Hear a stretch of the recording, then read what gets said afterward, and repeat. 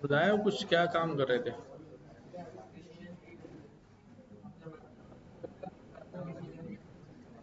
नहीं, वही तुम तस्वीरें भेज रहे थे, उसी क्या पूछ रहे थे?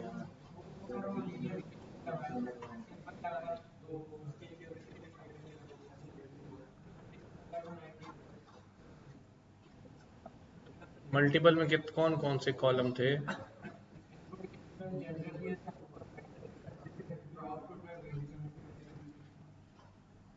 फिर तो सही हो गई थी ना एक्यूरेसी। डेटा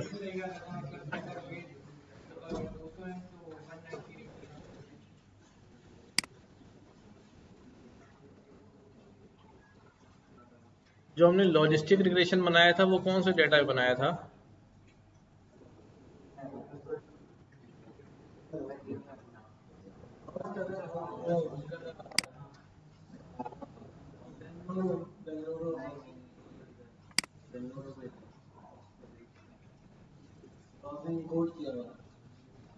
वो तो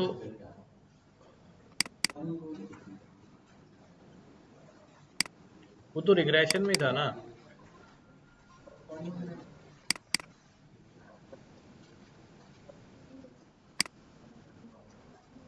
इसमें तो हमने रिग्रेशन लगाई थी ना। लॉजिस्टिक।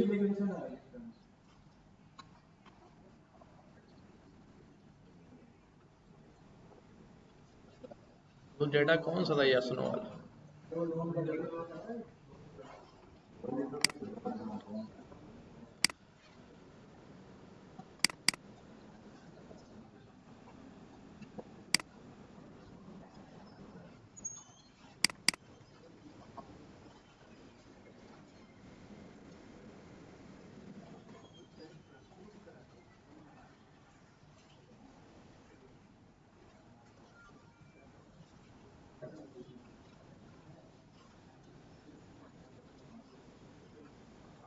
ये वाला था ना। इसकी फाइल कौन सी थी यार, फाइल कहाँ चली गई?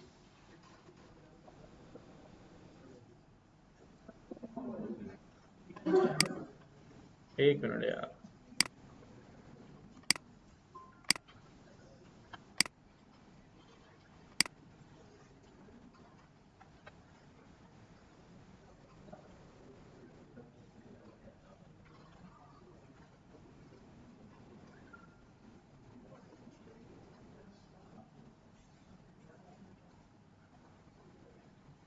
कहाँ शेयर करी?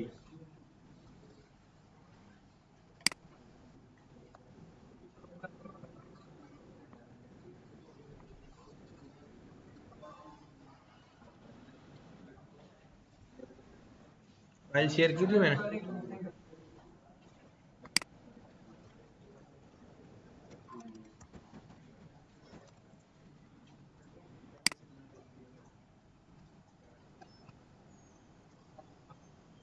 वाली। यहाँ भी नहीं आ रही। अल्लाह।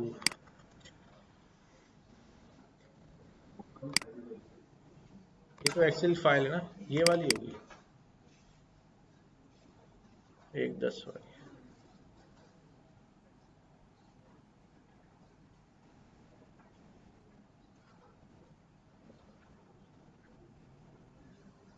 हम्म।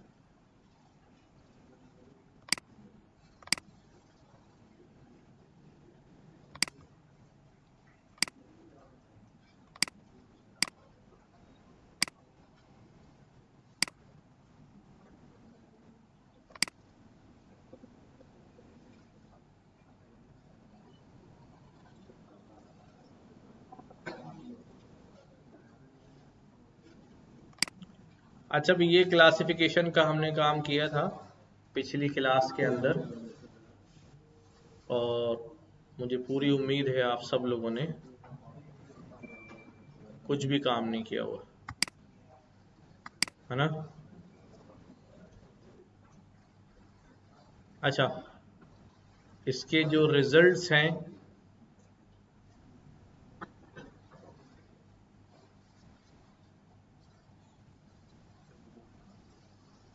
वो डिस्कस कर लिए थे हमने ना, कि हमारे पास ये क्लासिफिकेशन रिपोर्ट जो है वो हमें क्या शो कर रही है।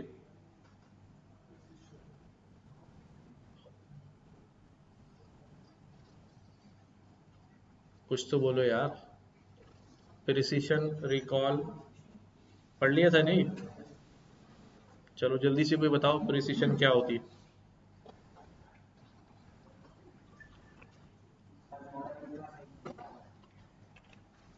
किसको, गलत को या सही को? सही। हाँ भाई, प्रिसिशन क्या होती है?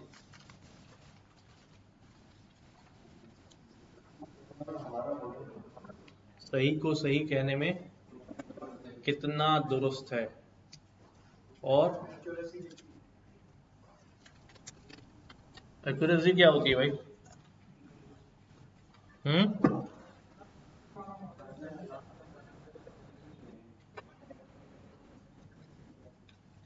नहीं कह सकते?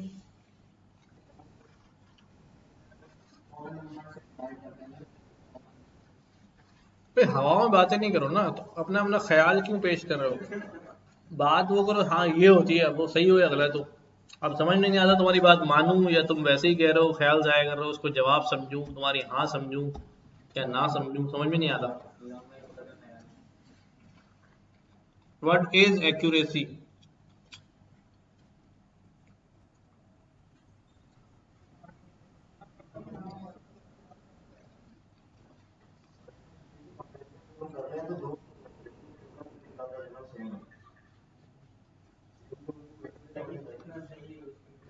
भाई कितने में से कितने सही जवाब दिए हैं बस। टोटल में से कितने जवाब सही हुए हैं, ये एक्यूरेसी है। वही है ना। फार्मूला क्या था एक्यूरेसी का? चलो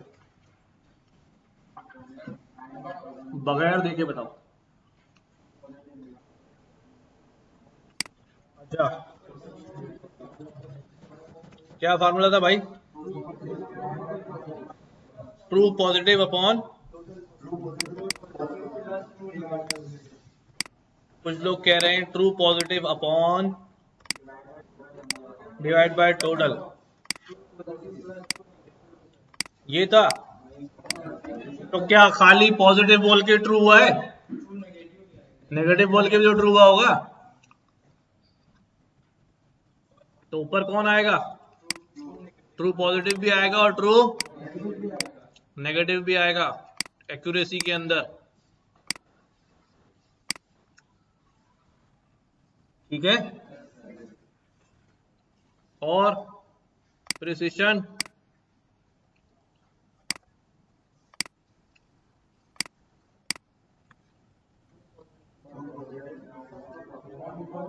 true positive divide by true positive plus, ना ना, फॉल्स पॉजिटिव। कितनी दफा उसने पॉजिटिव बोला है, तो और उसमें से कितनी बार सही हुआ है। फॉल्स पॉजिटिव का मतलब ये है कि पॉजिटिव तो बोला है पर जवाब गलत हो गया था, कोई बात नहीं, लेकिन बोला तो पॉजिटिव है ना। तो हमने वही रेशियो निकालना है कि जितनी बार पॉजिटिव बोला है उसमें से कितनी बार सही हुआ है। और रिकॉल में क्या होगा? रिकॉल में सब कुछ ऐसा ही रहेगा, सिर्फ यहाँ पर क्या आ जाएगा? True positive plus false negative. ठीक है, ऐसा ही है। अच्छा, अच्छी बात है।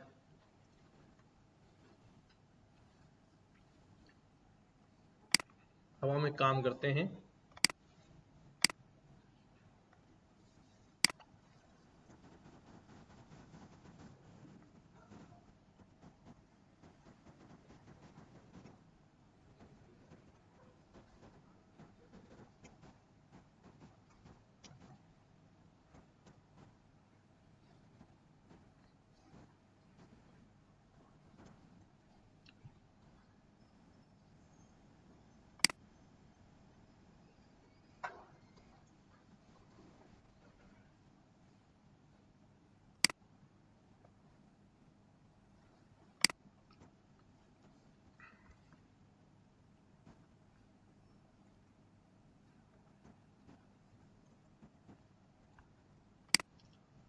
ये मेरे पास कुछ रिजल्ट्स हैं।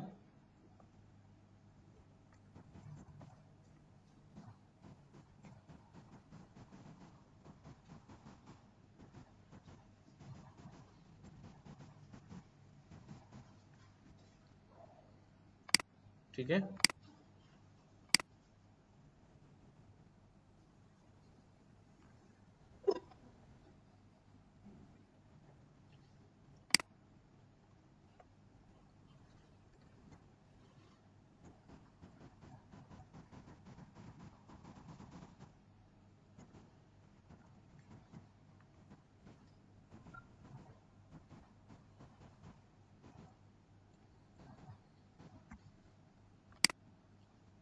ठीक है, 20 हैं, थोड़े ऊपर नीचे हो सकते हैं।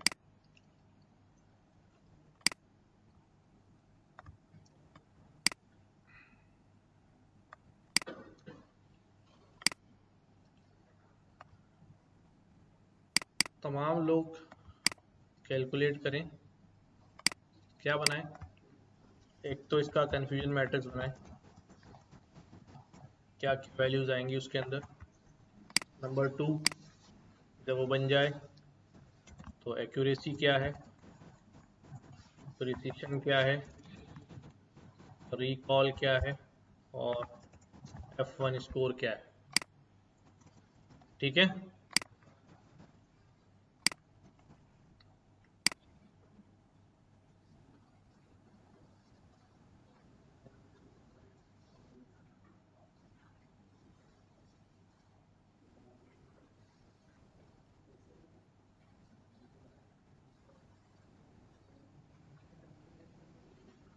शाबाश, सब लोग करते हुए नजर आए। मानो लिखो।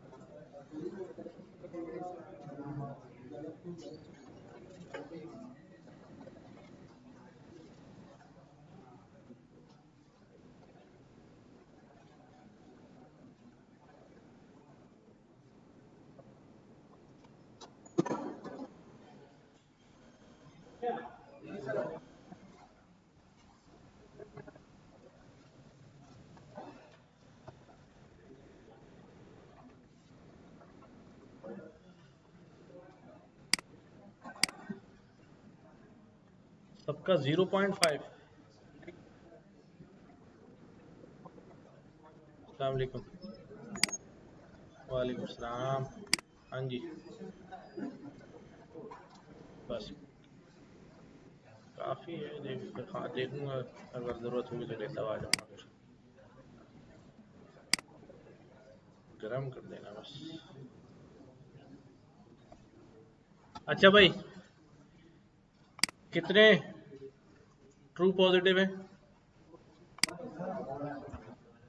हाँ, बस। कहाँ है 4? 1,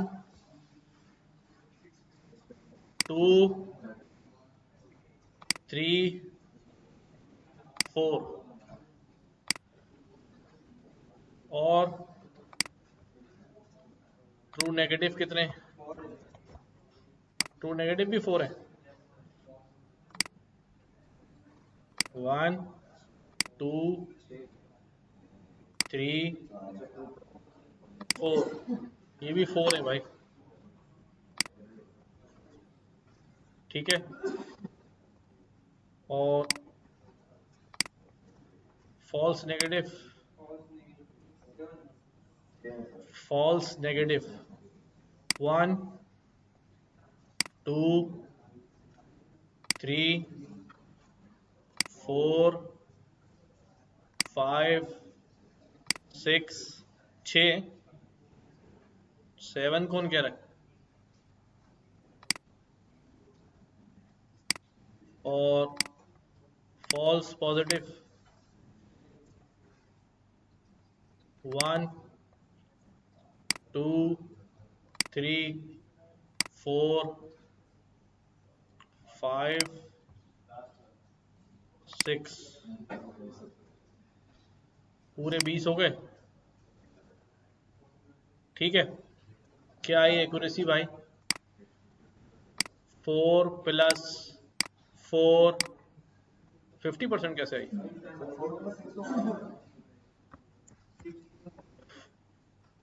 ट्रू पॉजिटिव और ट्रू नेगेटिव चाहिए ना, 4 प्लस 4 होगा ना, ऊपर पॉजिटिव आएंगे ना, रिजल्ट जो ट्रू है वो आएंगे ना ऊपर, और नीचे टोटल आएगा। हाँ भाई, सही कह रहा हूँ या गलत? 8/20। एक्यूरेसी का फार्मूला यही होता है ना, दोनों ट्रू होने, ट्रू और ट्रू है ना, नेगेटिव बोल के भी जो ट्रू हुआ है, पॉजिटिव बोल के भी जो ट्रू हुआ है, सही है। तो ये ट्रू वाली लाइन होगी ना डायगोनल। और प्रिसिशन में क्या होगा? 4/4 प्लस 4+6, ये वाला, ठीक है। और रिकॉल में 4/4+6 ये भी होगा, लेकिन इसमें ये वाला होगा, ठीक है। F1 स्कोर का फॉर्मूला क्या होता है? 2 times precision multiply by recall divide by precision plus recall. क्या आ रहा है स्कोर? 2 मल्टीप्लाई बाय प्रिसिशन कितना आ रहा है भाई? 4/10 मल्टीप्लाई बाय रिकॉल कितना आ रहा है? 4/10, ठीक है। और डिवाइड बाय 0.4 प्लस 0.8 हो जाएगा ना। तो ये कितने हो गए? 2 मल्टीप्लाई बाय 0.4 मल्टीप्लाई बाय 0.4, ठीक है, डिवाइड बाय 0.8, कितने निकालना जरा, कितने हो गए?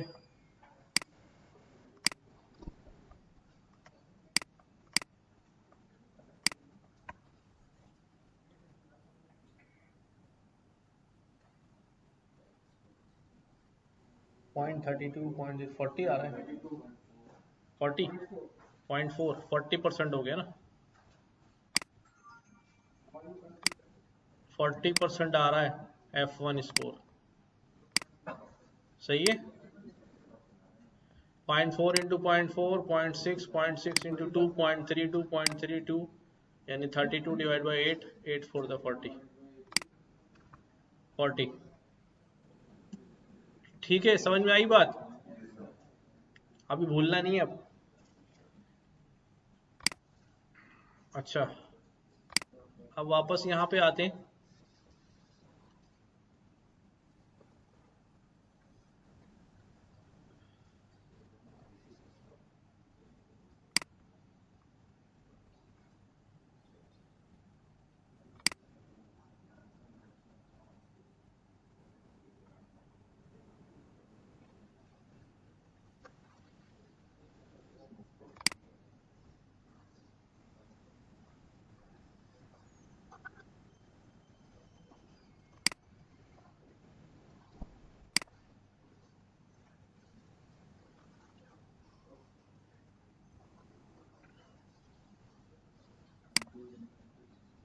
अच्छा जी, what is the difference between regression and logistic regression? जी, सवाल है सीधा सीधा, दोनों चीजें पढ़ी ना हमने।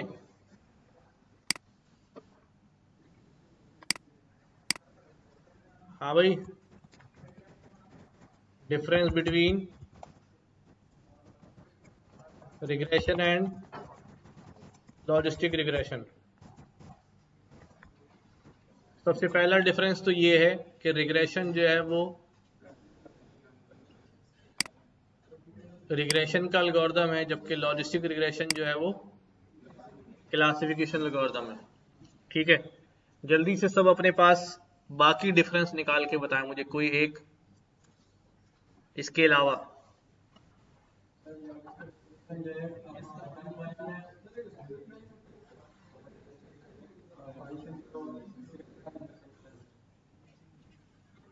चेक करें, ढूंढें, जवाब ढूंढें जरा। वो तो बात हो गई ना रिग्रेशन क्लासिफिकेशन की। टेक्निकल डिफरेंस कोई देखें, टेक्निकल डिफरेंस कोई एक ढूंढें जो आप किसी को बता सकें कि ये डिफरेंस है between regression and logistic regression.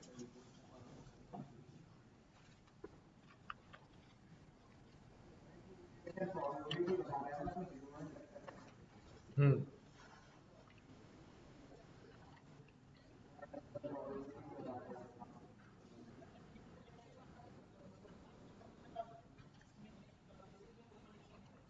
है कोरिलेशन नहीं होगा तो प्रेडिक्ट कैसे होगी क्लास?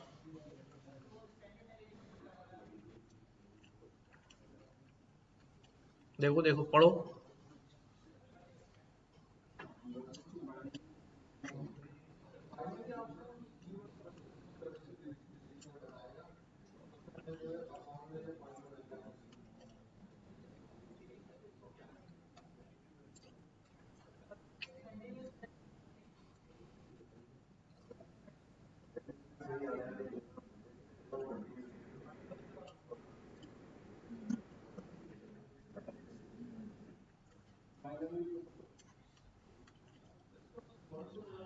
आप सिग्मॉइड से गुजारते हैं, इसी तरह का डिफरेंस चाह रहा हूँ जो किसी को कन्विंस कर सके, हाँ यार इसको पता है।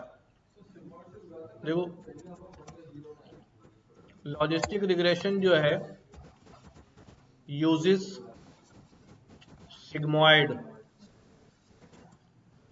to return probabilities of score, probability of class।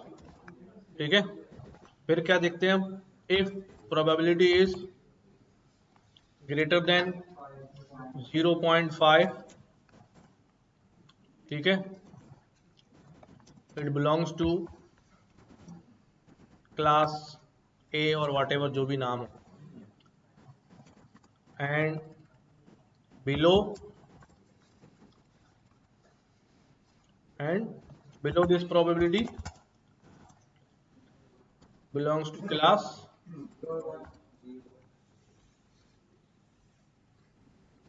B। 0.1 नहीं कह रहा हूं मैं, 0.5 से ऊपर होगी तो क्लास A, 0.5 से नीचे होगी तो क्लास B।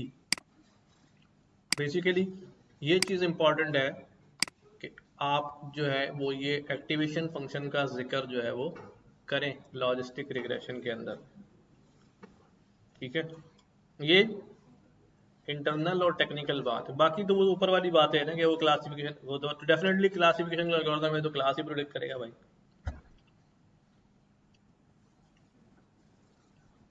अच्छा, इसके अलावा हमारे पास जो है वो एल्गोरिथम क्लासिफिकेशन के और होते हैं। ठीक है, आज जो हम एल्गोरिथम पढ़ने जा रहे हैं वो है डिसीजन ट्री। क्या? Decision tree. कुछ बात की थी हमने डिसीजन ट्री के बारे में, क्या होता है ये? हम्म हम्म सबसे पहले हम क्या करते हैं, हम एक रूट जो है वो डिफाइन करते हैं। रूट क्या है? रूट हमारा फीचर कौन सा होगा। ठीक है, उससे हम मजीद जो रूट्स हैं वो निकालते जाएंगे। अच्छा, इसकी एग्जैक्ट कैलकुलेशन अभी मेरे जहन में फिर मैं भूल गया हूँ। मुझे ये मालूम है कि हाँ भाई हम इंफॉर्मेशन गेन निकालेंगे, एंट्रोपी निकालेंगे। रूट सिलेक्शन अभी सोच रहा हूँ तो जहन में नहीं आ रही। खैर अभी देख लेते हैं। इस तरह ये ट्री जो है वो नीचे की तरफ बढ़ता रहेगा। ये जो फर्स्ट लेवल होता है ये डेप्थ 1 कहलाता है ना। सेकंड लेवल जो है वो डेप्थ 2 कहलाता है, एंड सो ऑन। जितनी ज़्यादा डेप्थ बढ़ती रहती है मॉडल उतना अच्छा ट्रेन होता रहता है। बट हमें अच्छा ट्रेन मॉडल तो चाहिए होता है, अच्छा टेस्ट मॉडल भी चाहिए होता है कि जो ट्रेनिंग में भी अच्छा हो और टेस्टिंग में भी अच्छा हो। तो ट्रेनिंग में अच्छा हो गया, टेस्टिंग में फेल हो गया तो वो ओवरफिट मॉडल है, उसकी हमें ज़रूरत नहीं है। अच्छा,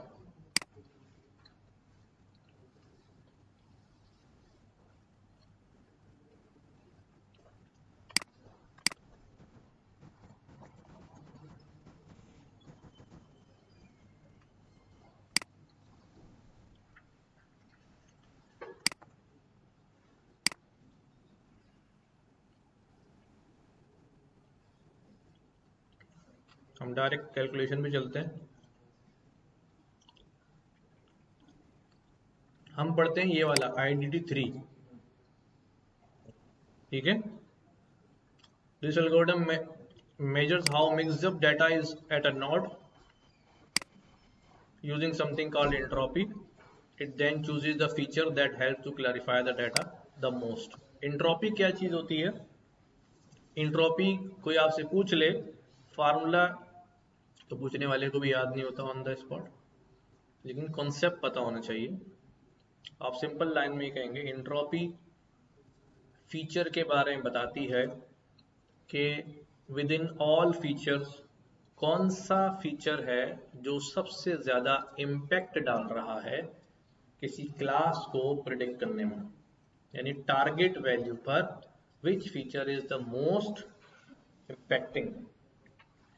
ठीक है, feature 1, feature 2, feature 3, feature 4, feature 5, which feature is the most impacting feature on the target।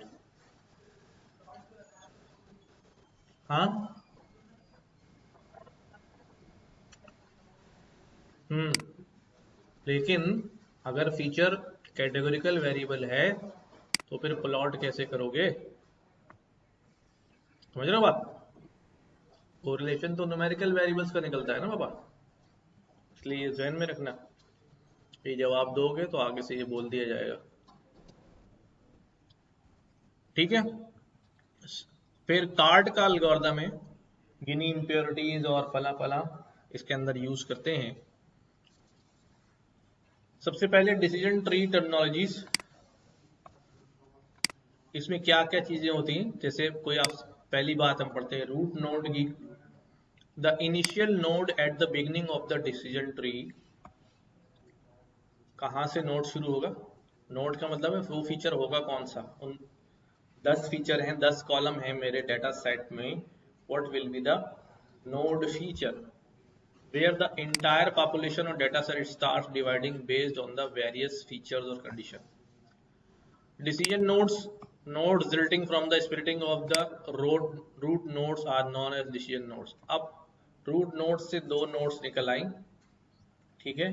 ये दो nodes या तीन nodes जो निकल रही हैं इनको क्या कहते हैं हम? decision nodes कहते हैं, ठीक है। Leaf nodes are where further splitting is not possible। अब जहां मजीद डिवीजन नहीं हो रहा है वो हम कैलकुलेशन की बेस पे देखेंगे, रिजल्ट हमारे आते जाएंगे तो हमें पता चलेगा हम आगे जा सकते हैं या नहीं जा सकते। तो वो नोड जो है वो क्या होती हैं? लीफ नोड कहलाती हैं।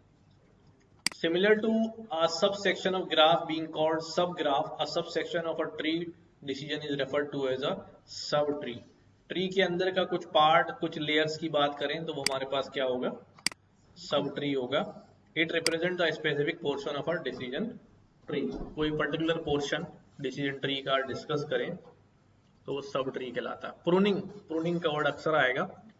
द प्रोसेस ऑफ रिमूविंग और cutting down specific nodes in a decision tree to prevent overfitting and simply the model.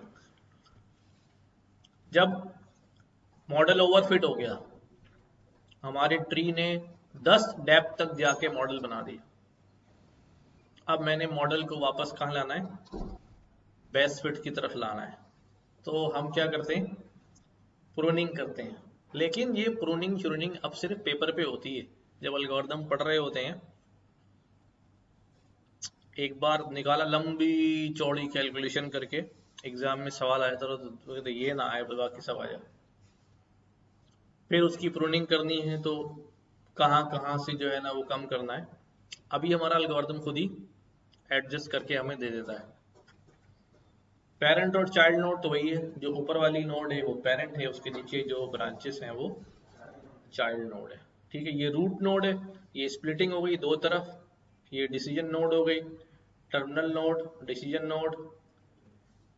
ठीक है, जिस जिस नोड के नीचे ब्रांच निकल रही है वो क्या है, डिसीजन नोड, और जिसके आगे से पॉसिबिलिटी खत्म हो जाए वो क्या है, डिसीजन नोड, टर्मिनल नोड। ठीक है, लीव नोड वही है, टर्मिनल नोड, लीफ नोड वही है। ठीक है, दिस इज द एग्जाम्पल। सबसे ज्यादा एक ये एग्जाम्पल है और एक एज वाली एग्जाम्पल है, यही बहुत ज्यादा जो है वो पढ़ाई जाती है, क्योंकि इसमें वैल्यूज ऐसी हैं कि आसानी से समझ में आ जाता है। कुछ हमने शायद करके भी देखी थी, P+N करके। तो ये हमारे पास डेटा सेट है, weather, temperature, humidity, wind, play, यानी खेलने जाएं या नहीं खेलने जाएं। ठीक है, स्टेप बाय स्टेप चलेंगे।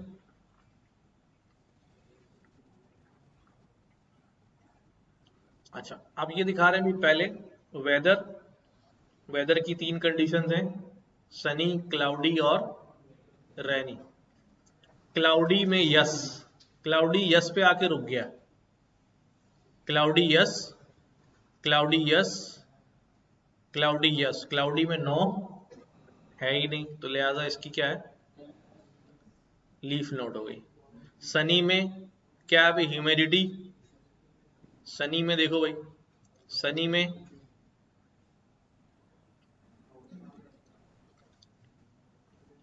हाई, हाई, सनी में तीनों आ रही, नॉर्मल भी आ रहा है, हाई 2 बार आ रहा है,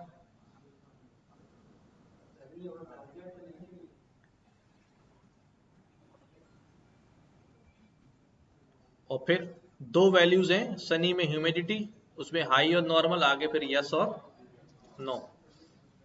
अभी इसकी कैलकुलेशन बेस चलेंगे, अपनी मर्जी से नहीं ले रहे। अच्छा, did you notice anything about flow chart, we see if the weather is cloudy then we must go to play, why didn't it split more, why didn't it stop here, Majid क्यों नहीं टूटा, ये यहां पर रुक क्यों गया, क्यों रुक गया भाई, कंडीशन खत्म हो गया। आगे हम चलते हैं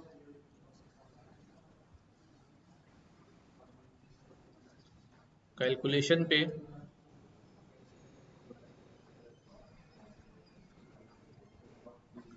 एंट्रोपी का फार्मूला ये लिख लो यार, जरा पेपर में थोड़ी कैलकुलेशन भी कर लेंगे।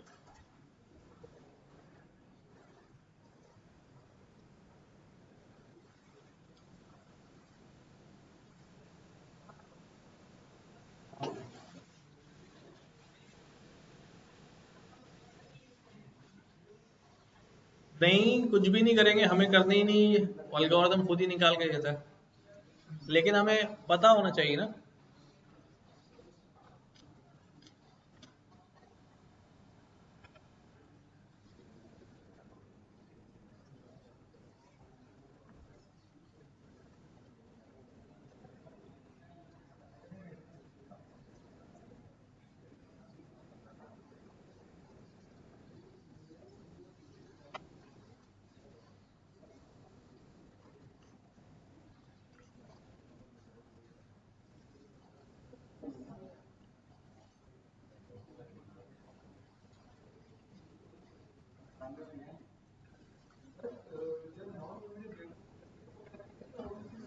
जब, हाँ हाँ, नॉन न्यूमेरिक में ही।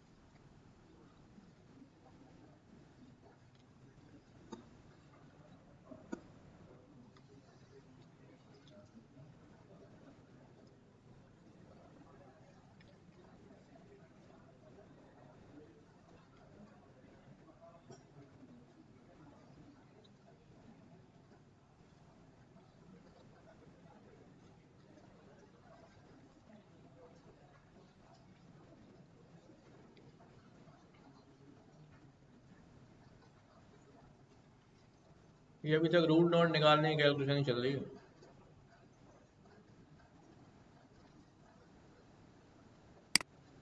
यार एक काम करो,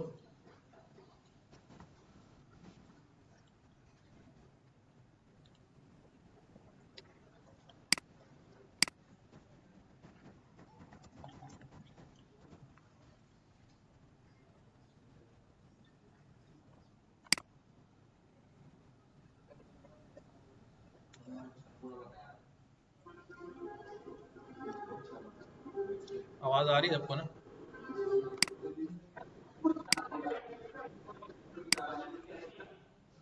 चलो जरा समझना भाई,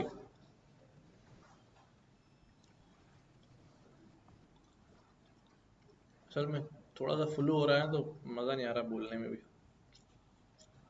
क्या डाटा नज़र आ रहा है पहले ये समझे। एज, कंपटीशन, उसके बाद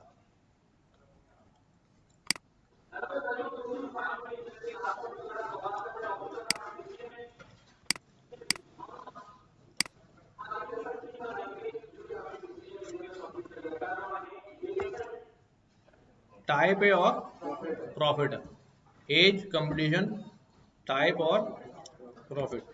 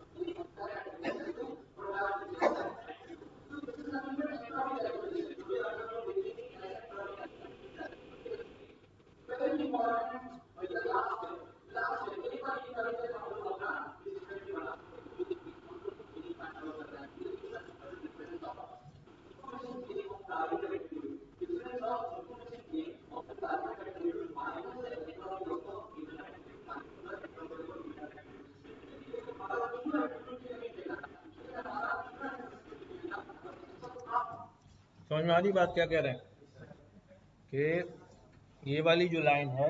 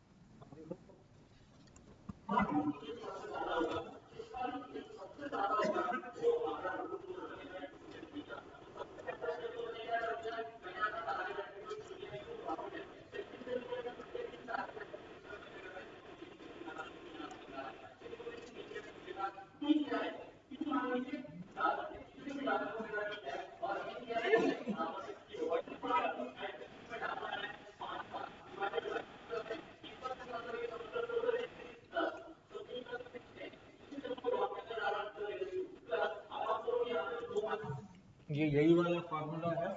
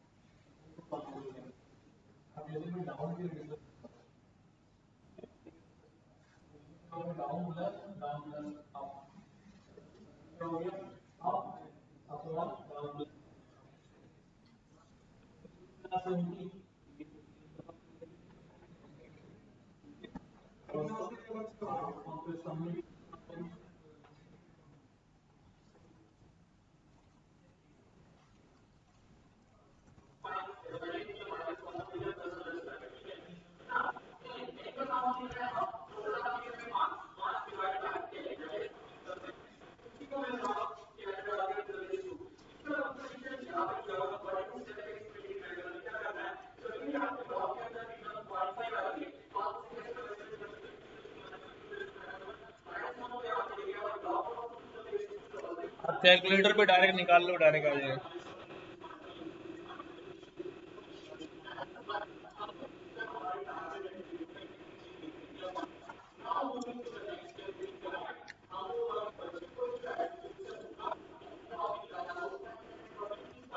अब एंट्रोपी टारगेट एट्रीब्यूट का सॉल्व हो गया ना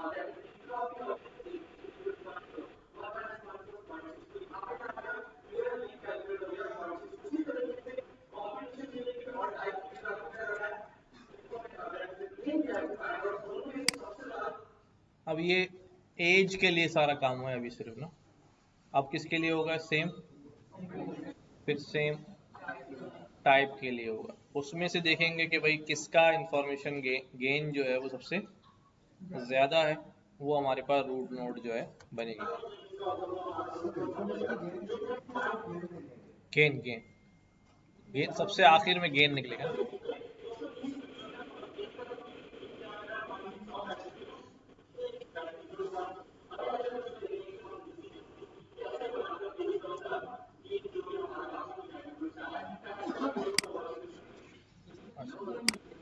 हाँ, तीन जितने कॉलम है ना हमारे पास,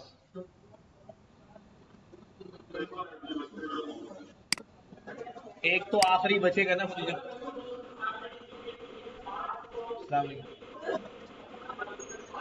वालेकुम सलाम बेटा। ओ- ओके ओके ठीक है। अल्लाह हाफ़िज़।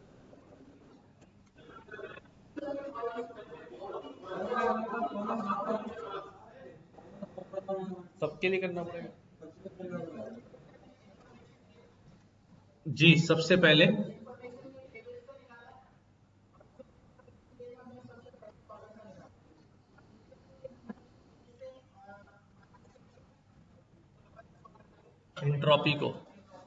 एंट्रोपी को मल्टीप्लाई किया।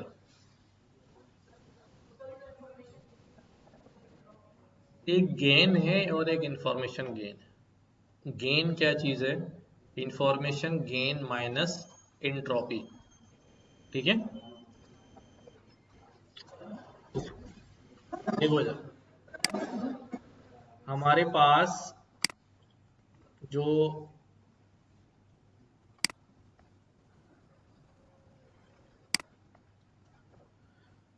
हमारे पास जो हमारे काम की चीज़ है ना, वो क्या है, गेन, जो किससे निकल के आ रही है, इंफॉर्मेशन गेन माइनस एंट्रोपी। अच्छा, अब बात ये है, इंफॉर्मेशन गेन किसका,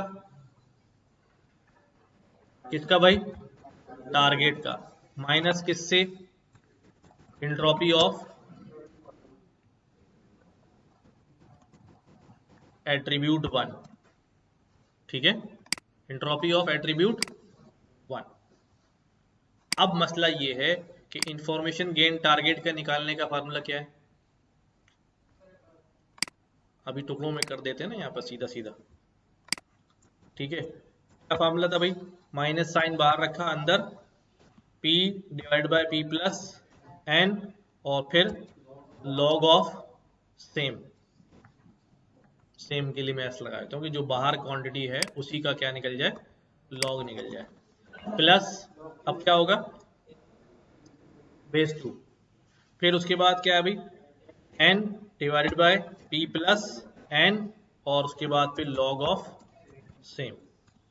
ये हमारे पास क्या है, इंफॉर्मेशन गेन है बाहर नेगेटिव,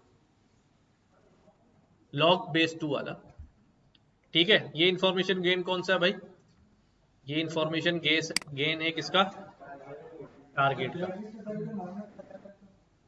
बेटा वो मल्टीप्लाई हो जाएगा जब रिजल्ट आएगा ना, अंदर मल्टीप्लाई हो जाएगा। तो ये हमारे पास टारगेट का इंफॉर्मेशन गेन हो गया, ठीक है। अब बात रह गई एंट्रोपी ऑफ एट्रीब्यूट की। इसके लिए क्या किया था भाई, इसके लिए क्या किया था, सुनो सुनो सुनो सुनो, इसके लिए ये किया था, information gain of attribute multiply by probability of attribute, ठीक है, ये था, ठीक है। अब यही प्रोसेस किसके लिए होगा, एट्रीब्यूट के लिए होगा, और फिर हम देखेंगे उस एट्रीब्यूट की प्रोबेबिलिटी क्या है, उसकी जो जो क्लास है हर एक की, जितनी क्लासेस होंगी सबके लिए होगा, पहली के लिए, दूसरी के लिए, तीसरी के लिए, और फिर फाइनली क्या कर देंगे, सबको सम अप कर देंगे, तो हमारे पास एक पूरे फीचर का क्या निकल आएगा, एंट्रोपी निकल आएगा, ठीक है। अब हम फाइनली क्या करेंगे, टारगेट का information gain minus this entropy of that feature, उस एक फीचर की जो भी एक फीचर के लिए काम किया एज के लिए, इससे हमारे पास आएगा फाइनली क्या, गेन, ये वाला। अब ये एक फीचर के लिए हो गया, कॉलम के लिए 3 फीचर हैं, तो ये वाला काम तो रिपीट नहीं होगा ना, ये वाला काम तो रिपीट नहीं होगा, ये तो एक ही बार टारगेट के लिए कर लिया है। ये वाला काम रिपीट होगा कि जहां हर एट्रीब्यूट के अंदर मौजूद क्लासेस का इंफॉर्मेशन गेन निकलेगा, हर एट्रीब्यूट के अंदर जितनी क्लासेस हैं हर क्लासेस का इंफॉर्मेशन गेन, और फिर मल्टीप्लाई ऑफ दैट प्रोबेबिलिटी। तो अब हमारे पास क्या है, गेन एज कॉलम का 0.6 आ गया, गेन कंपटीशन का 0.124 आ गया, गेन टाइप का 0 आ गया। ये कैलकुलेट करेंगे तो यही आ जाएगा। अब ट्री बनेगा कैसे, इसको समझना है, जरा देखिएगा।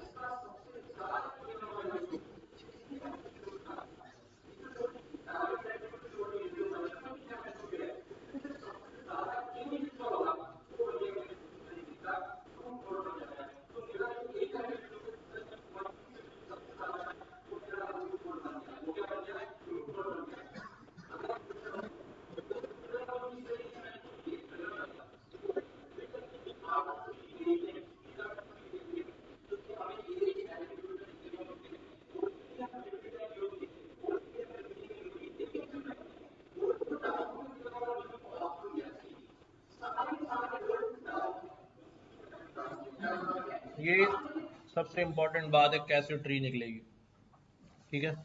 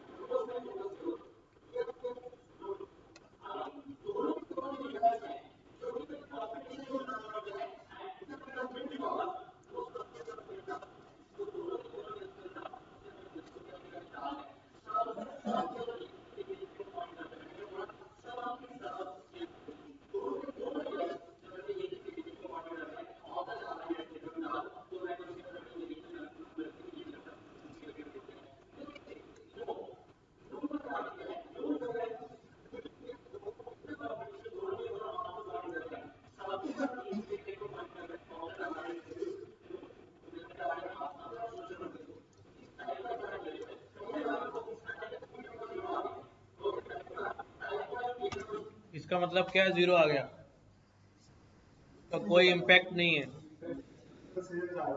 नहीं, टाइप का कोई इम्पैक्ट, उसको डिस्कस करना बेकार है।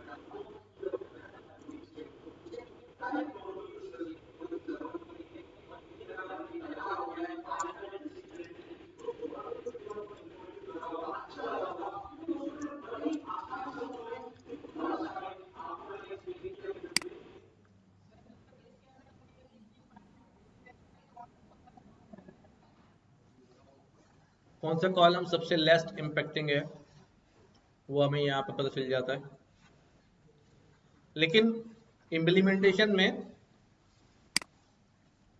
हमें नजर नहीं भी आ रहा होता, टेंशन नहीं होती इतनी। अब देखो हमारे पास ये डेटा सेट है,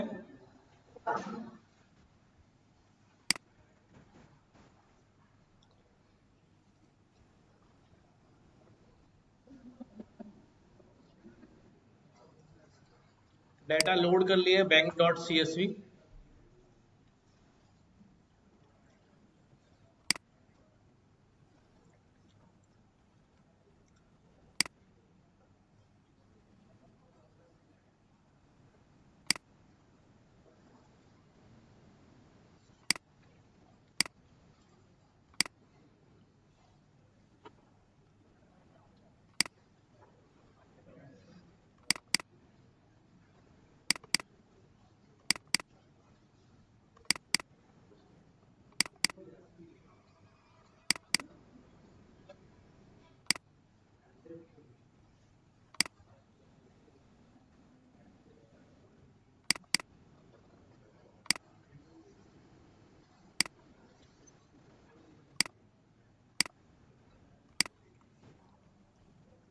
ठीक है।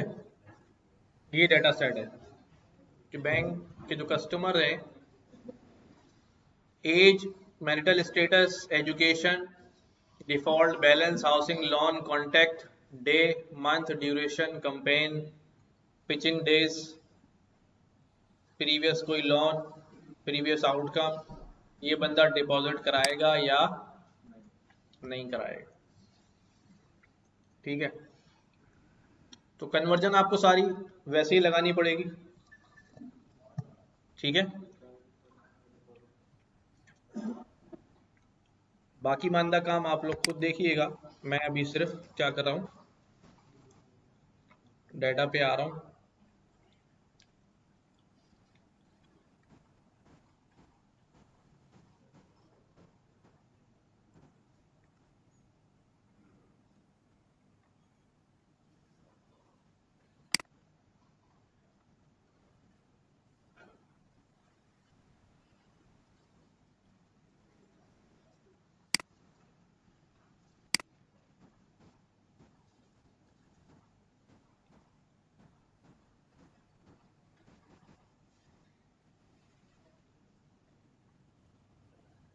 ये कन्वर्जन लगाई हुई यस नो की, उसकी मैप किया हुआ है, हम लोग लैम्डा से करते हैं, मसला नहीं है। मैप से जो है वो नया कॉलम बन रहा है, तो पुराने कॉलम को ड्रॉप करना पड़ रहा है।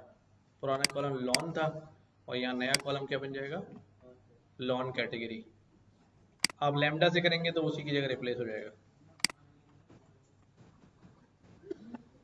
अच्छा, मैं आ रहा हूँ इस तरफ, convert to dummy values. Dummy values पता है ना सबको? हाँ,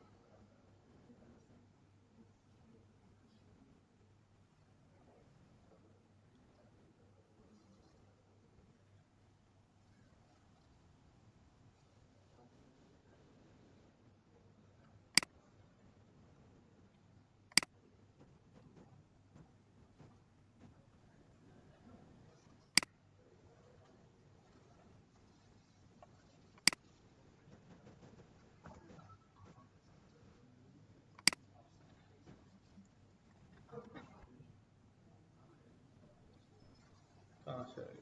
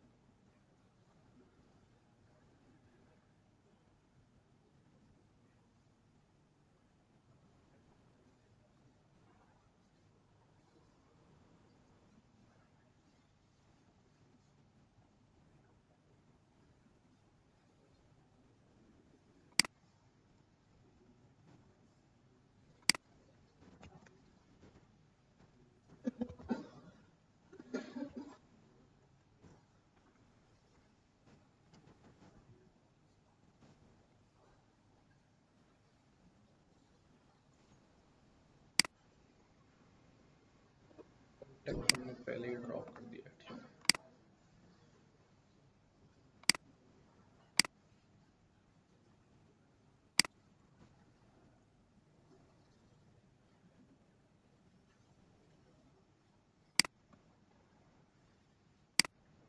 डिफॉल्ट डिफॉल्ट भी ड्रॉप हो गया।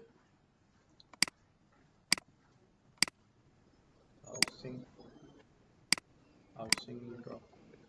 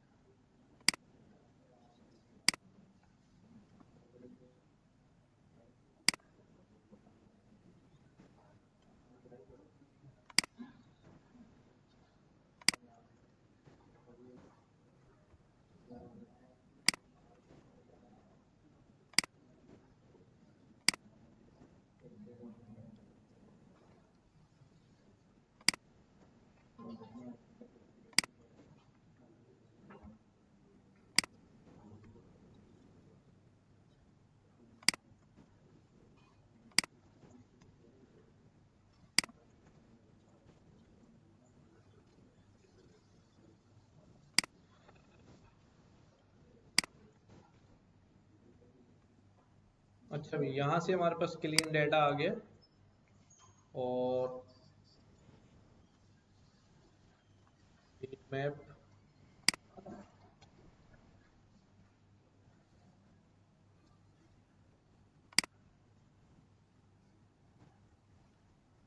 ये हमारे पास डिपॉजिट कैटेगरी है 1 0।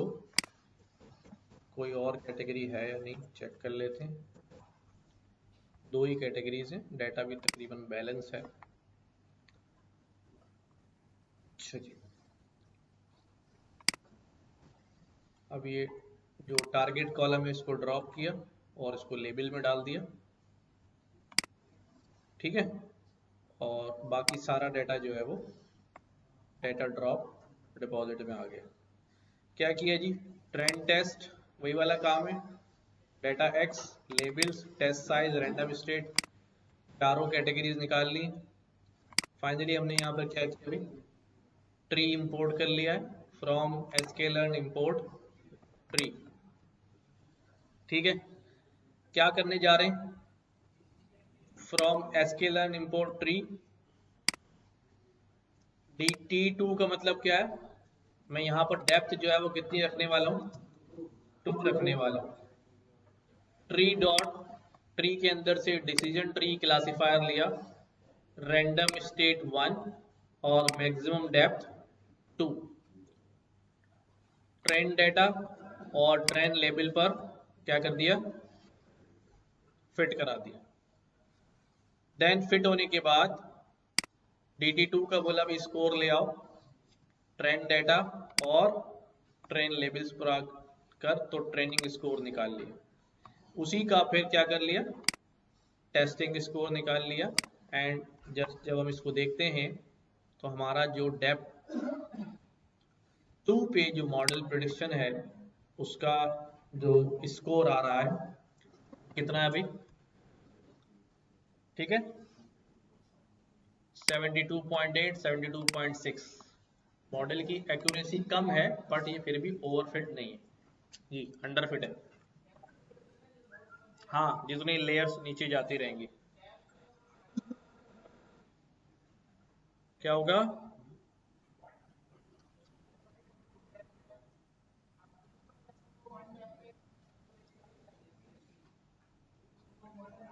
जब वन डेप्थ जो है ना वो तो रूट नोड होती है खाली,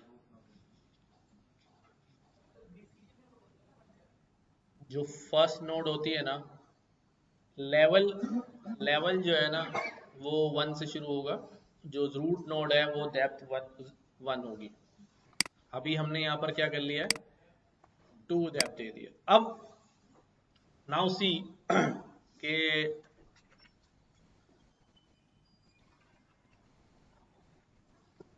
हम क्या करें, 3 करके देखते हैं डेप्थ। तो सब कुछ वैसा ही है, सिर्फ यहाँ पर डेप्थ क्या कर लिए, 3 कर लिए, फिट भी वैसे ही किया है, स्कोर भी लिया है, प्रिंट भी वैसे ही किया है और फिर दूसरा स्कोर प्रिंट किया है। तो हमने देखा यहाँ पर हमारी एक्यूरेसी जो है वो नुमाया इंक्रीज हुई है 72 से, ट्रेनिंग एक्यूरेसी 72.8 से 77 में चली गई, यानी 73 से 77 में चली गई। और टेस्टिंग एक्यूरेसी में भी इजाफा हुआ है बट गैप भी बढ़ना शुरू हुआ है, ओवरफिटिंग वाला गैप भी इंक्रीज होना शुरू हो गया। ठीक है, एक और ट्राई मारते हैं, डेप्थ 4। डेप्थ 4 पे जब इसको रन किया तो क्या स्कोर आ गया भाई, अभी थोड़ा इंक्रीज हुआ है 1% का, 2% का तकरीबन 78.8, यानी 1.8% बढ़ा है। और यहाँ पर भी गैप में जो है वो उतना ही है तकरीबन, लेकिन बढ़ रहा है। मैं जैसे जैसे डेप्थ को इंक्रीज कर रहे हैं स्कोर क्या हो रहा है, बढ़ रहा है। फर्दर हमने किया तो ये 80 और ये ज्यादा नहीं बढ़ा हमारा, टेस्टिंग 77.4 था, अब 77.9 है। इसमें बहुत ज़्यादा इजाफा नहीं हुआ है, जबकि ट्रेनिंग एक्यूरेसी जो है वो तकरीबन 1.8 1.2% जो है वो बढ़ गई है। ठीक है, ये हम अपना चलने देते हैं, आगे देखते हैं। 6 में जब आए तो यहाँ पर देखो 3% इजाफा हो गया है, बट यहाँ पर 2.3% इजाफा हुआ है। अब यहाँ ओवरफिटिंग गैप जो है वो क्या हो रहा है, बढ़ना शुरू हो रहा है। डेप्थ 10 के ऊपर जाके जब ये चीज चेक की तो हमने देखा ये तो चला गया कहाँ, 83 से 86 पे, और ये बेचारा 78 से क्या हो गया, 0.003% बढ़ा है, यानी सिर्फ 0.3%। ये क्या हो रहा है, अब ये वही वाला मामला हो रहा है कि ट्रेनिंग के डेटा के अंदर लाइन क्या हो रही है, बेस्ट फिट होती जा रही है, बट टेस्टिंग डेटा क्या होता जा रहा है, उससे दूर होता जा रहा है, और रिजल्ट्स जो है वो खराब होना शुरू हो रहे हैं, यानी ओवर फिटिंग जो है वो आना शुरू हो रही है। फुल डेप्थ का मतलब क्या होता है कि मैक्सिमम डेप्थ में आप कुछ भी ना दें, मैक्सिमम डेप्थ में कुछ भी ना दें, तो ये हमारे पास क्या बन जाता है, फुल डेप्थ बन जाता है, कि जहां तक जा सकता है भाई जाने दो उसको। कब तक जाएगा वो, जब तक वो मैक्सिमम स्कोर अपनी तरफ से पूरी कोशिश नहीं कर लेता, एंड यू विल सी कि वो 100% पे चला गया, बट टेस्टिंग में 73 यहाँ रुक गया है। जितना ज्यादा ट्रेनिंग के अंदर वो ओवर ट्रेन हुआ है, टेस्टिंग में उतना ज्यादा खराब होना शुरू है, टेस्टिंग रिजल्ट्स क्या होना शुरू हुए, पीछे जाना शुरू हो गए। This is a very clear example of overfitting. Overfitting के आप जब बार बार या और ज्यादा डेप्थ बढ़ा के डेटा पर क्या कर रहे हैं, ट्रेनिंग कर रहे हैं, तो वो बायस होता जा रहा है on training side. On training side क्या हो गया, बायस हो गया, हाई बायस, और टेस्टिंग साइड में वेरिएंस जो है वो हाई हो गया है। तो ये ओवरफिटिंग का एक जो है शानदार मिसाल आपके सामने नजर आ रही है। फिर यहाँ ये थोड़ा सा फॉर्मेट करके इसको रख लिए कि भाई क्या किस वक्त, जी जी पूछो।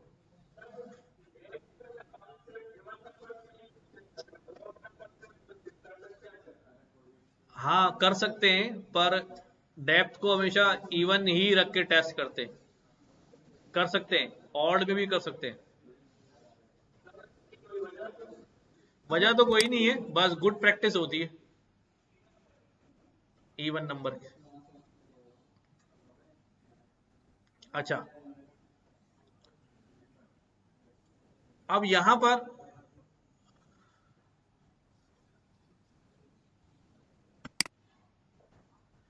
ये इतनी इतनी डेप्थ के ऊपर ये ट्रेनिंग और ये टेस्टिंग स्कोर जो है वो चल रहा है।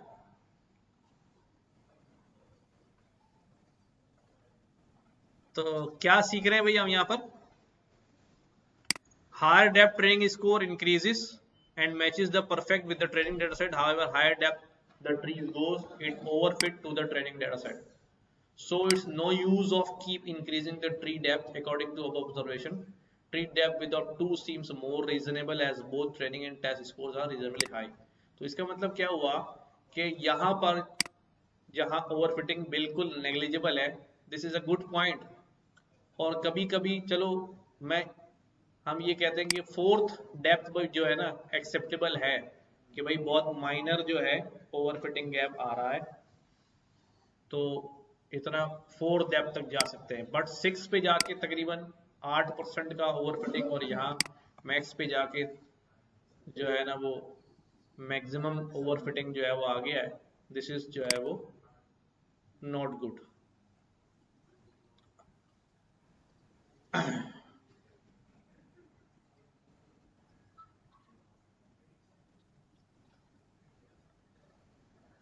अभी हमारे पास टाइम है, बट आप लोगों के पास जो है, अच्छा ये मैंने एक पूरा फंक्शन लिख दिया था कि ये फंक्शन क्या करेगा आपसे, वहां में बार बार चलाना पड़ रहा था, एक फंक्शन बना दिया था और इसको ट्रेंड डेटा दे दिया, टेस्ट डेटा दे दिया, उसके बाद एक लिस्ट ऑफ डेप्स प्रोवाइड कर दी यहाँ पर। ठीक है, तो ये सब के लिए लूप चलाएगा, बारी बारी हमें सारा रिजल्ट जो है वो प्रोवाइड कर देगा बारी बारी। वहां हमें बार बार चलाना पड़ा, हम यहाँ से बेस्ट जो है वो देख कर उसके ऊपर काम कर सकते हैं। डेटा प्री प्रोसेसिंग वाले स्टेप्स जो है वो देख लीजिएगा, जो ईडीए हुआ है इसके अंदर कुछ क्लासेस को मर्ज करके कुछ कैटेगरीज को चेंज कर दिया गया है, जॉब के कॉलम में मैनेजमेंट और एडमिन की जो जॉब थी उनको वाइट कॉलर जॉब कह दिया है। सर्विसेज और हाउस मैट जो थी उनको पिंक कॉलर कह दिया है। रिटायर्ड, स्टूडेंट, अनएम्प्लॉयड, अननोन, इन सबको किस में डाल दिया है ताकि कैटेगरीज क्या हो सके, कम हो सके। सारी प्रोसेसिंग आपको पता है इसलिए मैंने स्किप कर दिया है कि आप उसको जो है वो खुद ही देख लेंगे। नाउ हमारे पास एक डायबिटीज वाला डेटा सेट है। कौन सा? सिंपल सा डेटा सेट है ये, पैक्ड डेटा सेट भी आता है, फिर भी हम यहाँ पर जो है फाइल लोड कर लेते हैं।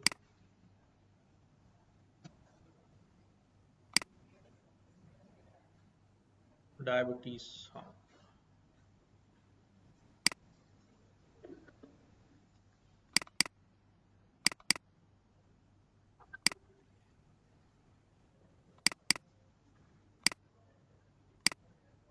ठीक है। ये जो डायबिटीज डेटा सेट है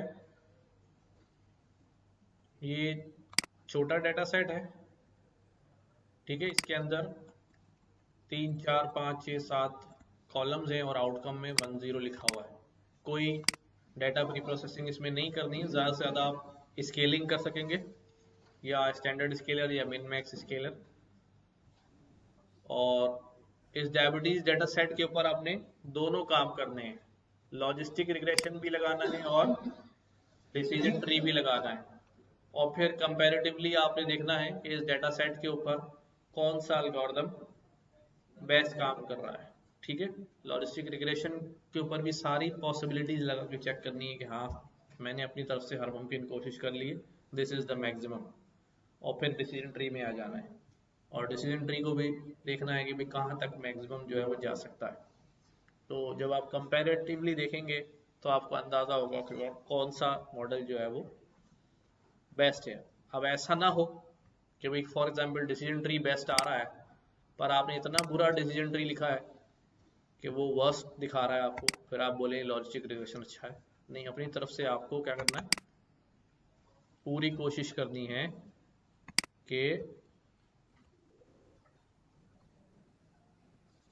रिजल्ट जो है वो आ सके। कहाँ पे दूँ डेटा सेट? यहाँ पे तो आप लोग सिस्टम लेके नहीं आते, घर पे आप लोग काम करते नहीं है। आप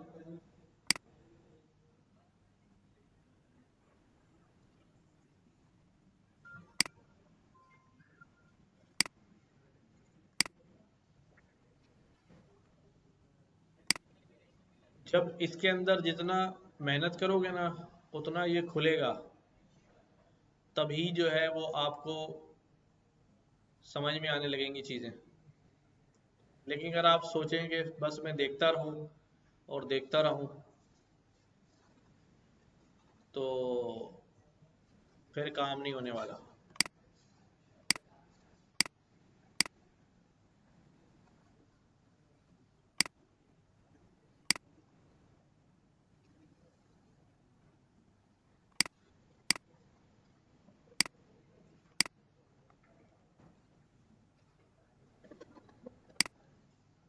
ठीक है, लोन वाला डेटा सेट दिया हुआ है।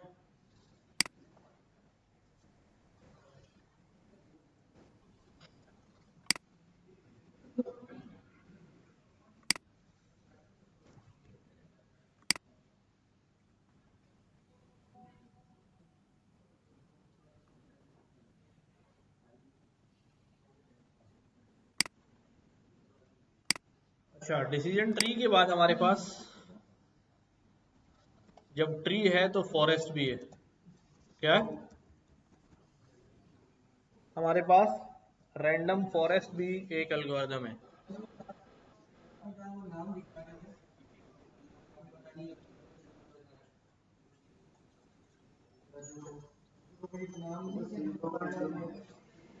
वो एक्टिवेशन फंक्शन थे, जैसे लॉजिस्टिक रिग्रेशन में लीनियरिटी को कन्वर्ट किया था नॉन लीनियरिटी में, तो वो एक्टिवेशन फंक्शन है।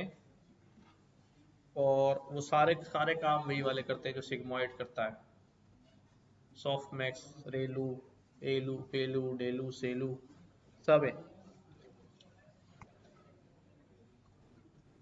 अच्छा, अब आप लोगों का काम ये है, अगली क्लास में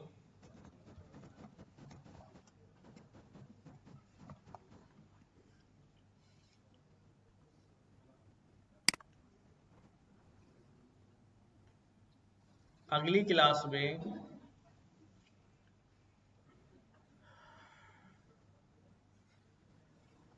3 एल्गोरिदम आप लोग पढ़ाएंगे,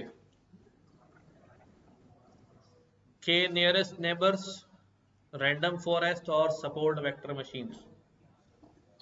ठीक है, तो रैंडमली मैं किसी को भी बोलूंगा कि आओ भाई यहाँ पर जो है एक्सप्लेन करो इसको, तो मैं ये नहीं बोलूंगा कि ये वाला एक्सप्लेन करो, लेकिन कोई सा भी एक तो जो है वो आना चाहिए। ठीक है, अच्छा अब आप बोलेंगे नहीं सारे लोग एक ही पढ़ के आ जाएं, सब ट्रू पॉजिटिव हो जाए, हैं एक क्लास बोलने में प्रिसीशन क्या हो जाए, 100% हो जाए, बाकी में सब ट्रू नेगेटिव, ऐसा नहीं करना है। ठीक है, तो अगर 2 एल्गोरिदम कर लेंगे तो प्रोबेबिलिटी ऑफ आंसरिंग क्या हो जाएगी, बढ़ जाएगी, 2/3 हो जाएगी। आसान है, ठीक है, सिर्फ ये बताना है के नियरेस्ट नेबर कैसे काम करता है, क्या क्या फीचर्स होते हैं, कैसे फाइंड आउट करता है, सपोर्ट वेक्टर मशीन जो है वो कैसे काम करती है, क्या क्या फीचर होते हैं, कैसे काम। इसी तरह रैंडम फॉरेस्ट तो डिसीजन ट्री ही है, but it implements multiple trees all together, तो इस वजह से वो बहुत सारे ट्रीज मिलके फॉरेस्ट बना लेते हैं। ठीक है, करके आना है ये। हाँ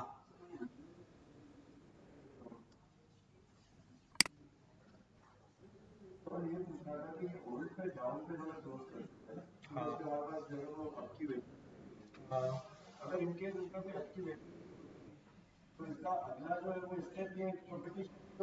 नहीं, फिर टाइप में चले जाते, टाइप में चले जाते। तीसरा इंफॉर्मेशन गेन जिसका,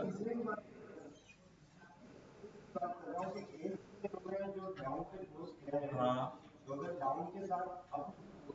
हाँ हाँ जी हाँ, दो जगह दो जगह कंपटीशन जाता है। ठीक है, अच्छा असल में मैंने देखा किताबों में भी, बहुत सारे ट्यूटोरियल्स में भी मोस्टली लोग यही एग्जाम्पल पढ़ाते हैं, क्योंकि इसके अंदर मैनेजेबल फॉर्म है, जबकि इतना सिंपल सिनारियो होता नहीं है। जैसे मैंने पिछली दफ़ा आपको दिखाया था, एक दूसरी एग्जाम्पल है, ये 2 एग्जाम्पल मैं देखता हूँ, फुटबॉल प्ले वाली, फुटबॉल प्ले वाली एग्जाम्पल ना, तो उस जहाँ ये वाला जो डाटा सेट है ना, ये वाला,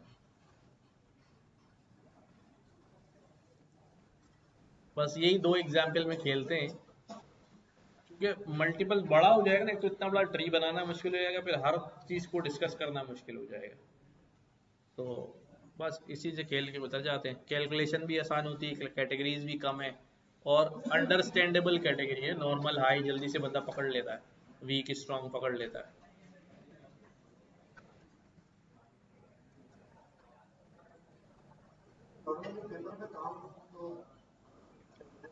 नहीं नहीं, यूनिवर्सिटी वगैरह में एग्जाम होते हैं ना मशीन लर्निंग वगैरह के, तो उसकी थ्योरी के पेपर में आता है कि कैलकुलेट करो, निकालो, इसका इंफॉर्मेशन गेन निकालो, ये निकालो, तो लंबा काम होता है। यहाँ प्रैक्टिकल में।